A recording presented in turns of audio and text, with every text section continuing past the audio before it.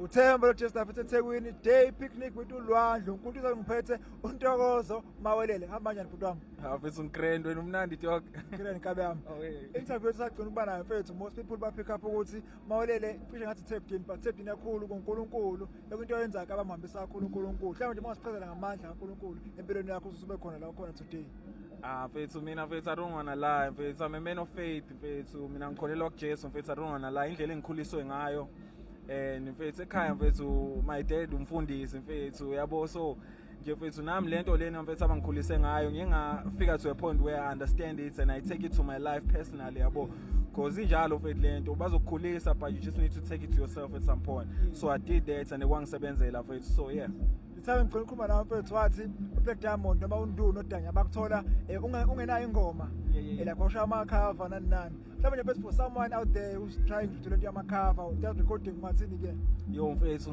ngathi kuye mfethu post every day and tag everyone mfethu awazi ukuthi mfethu ubani who's gonna discover you into mfethu emangazayo ukuthi I wasn't discovered by them first ngaqala mfethu ngadiscover uKing Lee wangithinta angizange ubone umessage wakhe mfethu wathumela umngane wakhe ukuthi angithinte wathi ngithinta umngane wakhe ngaresponda saqala lapho and then it went and it flew bro yeah uBizulu keep album last week ethi mkhulu ukhona engomeni ethi angilazi uthando mhlawumbe inkabe endala mayithinta Mawelele ngicela usonde ngala uzofaka ezokhuphula ingoma lendlela oyenza ngayo mhlawumbe ozonda usonde nomkhulu umuntu omkhulu njengoBizulu yo mfethu I've been wanting to uspana nobhuti omdala yabona and mfethu ngingathi ngithola that opportunity studio and I was like yo nami nginengoma ezimbalwa please so but it was an amazing experience mfethu to work with someone who's older in the industry mfethu like umuntu on experience they know what they're doing and they know what they want mfethu it wasn't just a session ukuthi I record iverse uhambe he knew what he wanted yabo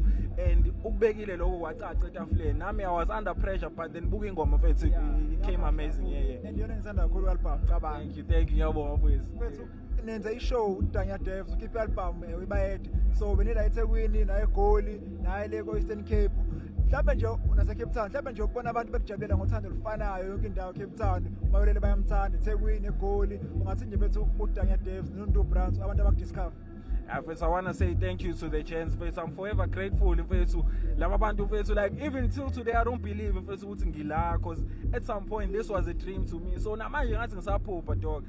And thank you so much, first, for the chance for making my dream come true. First, like I wish they could do it to other people. I mean, pila when you industry, first, where it's hard to even blow up. First, more is Afro pop or other genres. But first,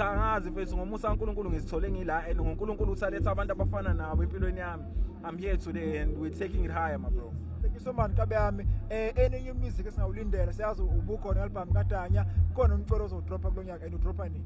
Hey, mfethu, anginayo date but I want to say mfethu I'm working on the craziest album mfethu like that album is crazy. I made a space in my life where like I'm enjoying doing music, bro. Ngaleyo ndlela yabo. I think I found something engazi ukuthi yini but that thing is crazy, bro. And I can't wait for people to hear it. And I'm going to drop so many songs. People should just be ready. Yeah. All the best, shout out.